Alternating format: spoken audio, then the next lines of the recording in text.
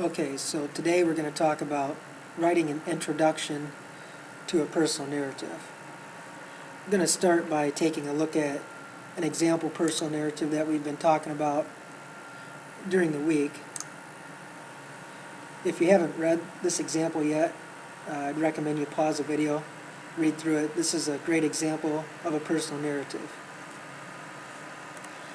Okay, so today we're going to talk about what we need to include in the introduction of a personal narrative.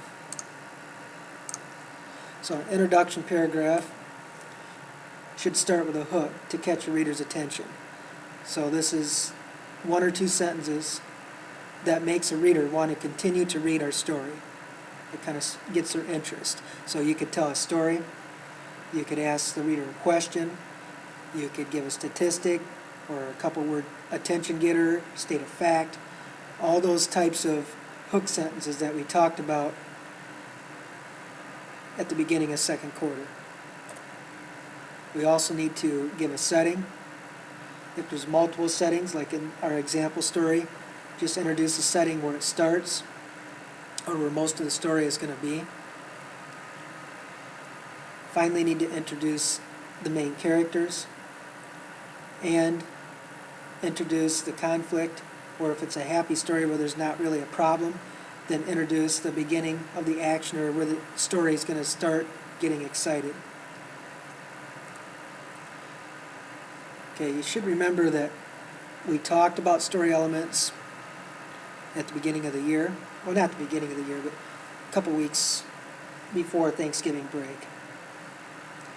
And we picked out elements of the Three Little Pigs and a couple other stories. So when we look at this, our introduction paragraph needs to start with our characters, setting, and conflict. So all those elements go in the introduction paragraph. So let's take a look at our example that we showed at the beginning of the video, and we're going to look at where the parts of an introduction come into in this paragraph. Okay, so we said that our introduction paragraph needs to start with a hook. So our hook in this one is right here. Okay, so it's the first sentence.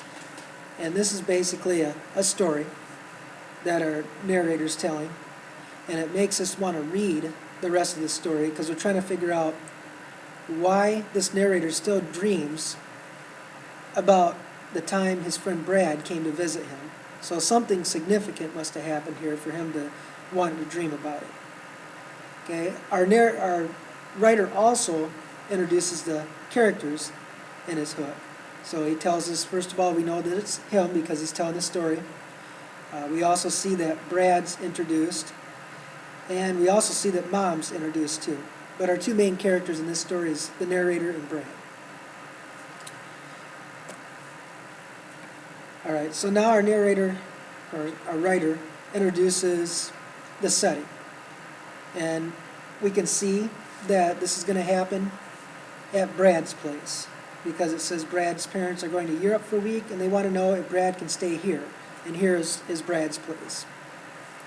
And finally, our writer ends with introducing the conflict, or where the story shows that there's going to be excitement. So we can see there's going to be excitement with Brad coming to visit.